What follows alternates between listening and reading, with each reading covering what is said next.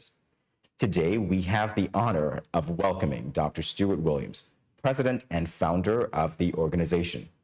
Having attended and taught at what was then the Sandy Point High School, now the Charles E. Mills Secondary School, Dr. Williams migrated and earned several degrees that culminated with a PhD in physical chemistry from the University of Washington in Seattle.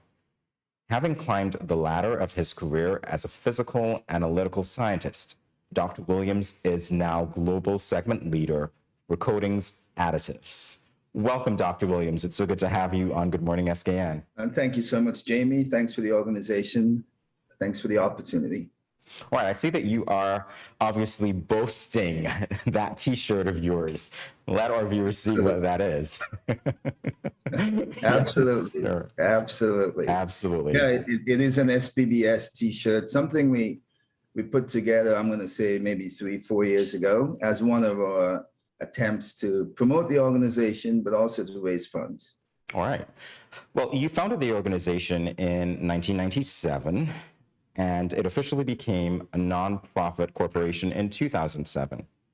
Tell us what the inspiration was behind the launch of the organization. Well, it truly was about giving back. I mean, today I use the word legacy. You say, what's your legacy? But when we got it started, we were a bunch of, let's say, friends, a bunch of Sandy Pointers meeting and asking questions about how we can step up and contribute and really make a difference.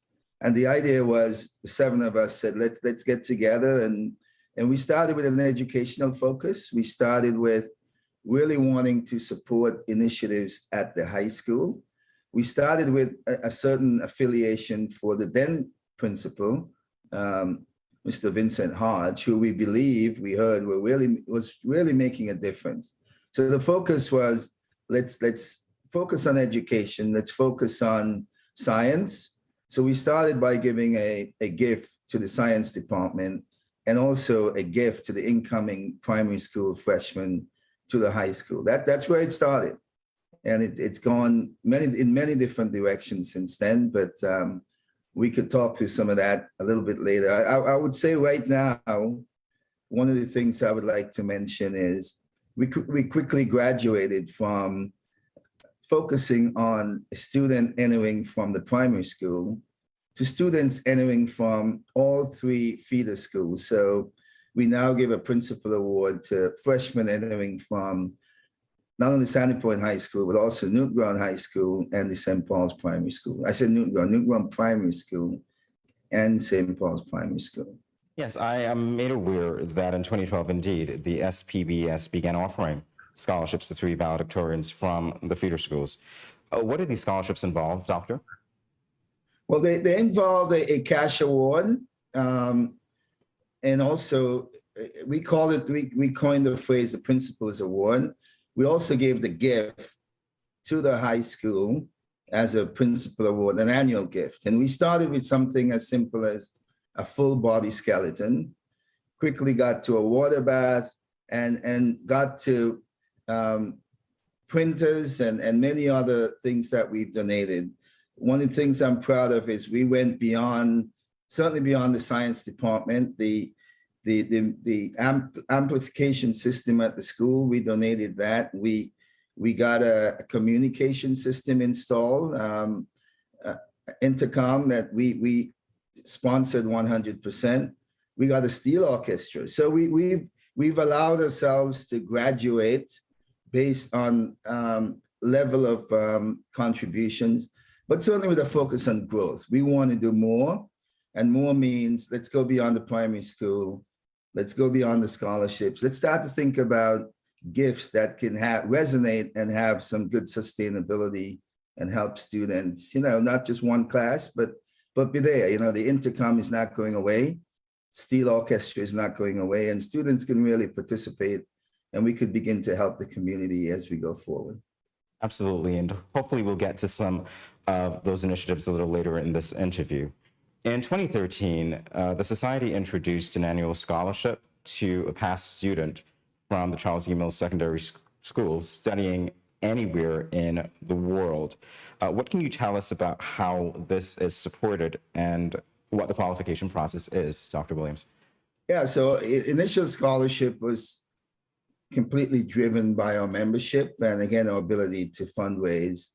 And so what we've done and what we've seen is as we continue to demonstrate that we can sort of dream the big dreams, but also deliver and execute, that we've had sponsors step forward and say, I like what you're doing, let's do more. So we started with an undergraduate scholarship.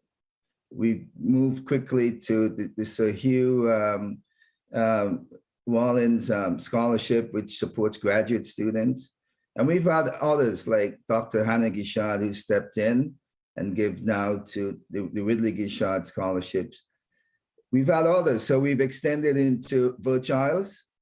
And I could tell you after the last November's event, we now have close to 4 additional scholarships. So Nevis, here we come. We're going to now offer a scholarship in Nevis and additional scholarships in St. Kitts as well. So we've started with recognizing students from Charles E. Mills High School, 1 scholarship. We now have 6 college scholarships, and we're expecting more as we head into 2021. So our patrons are putting us to work. But I think the recipe for us is do a little, get a lot, right? So I said do a little, but we really are stretching ourselves and doing a bit. But by executing, patrons, fellow Kittitians and Nevisians are stepping up and really encouraging us with their pocketbooks to do more. And so that's the burden of success. And we take it on with a smile on our faces, right? So we look forward to continuing to grow our scholarship efforts as much as we look forward to growing our community efforts as well.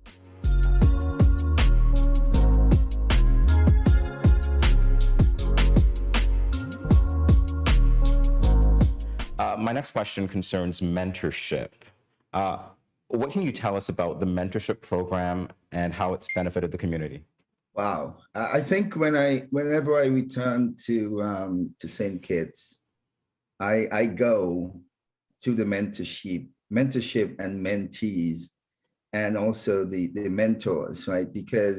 And when I talk externally about the group, that is the program that moves people, because it really speaks to having people who benefited from the program go back and participate and really not take for granted that, hey, we've given a principal award, but what if we could really nurture those principal award winners and advance that support through their high school careers, through their Fitzroy Bryant College sort of experience, and do it in such a way that those folks are empowered to come back and serve.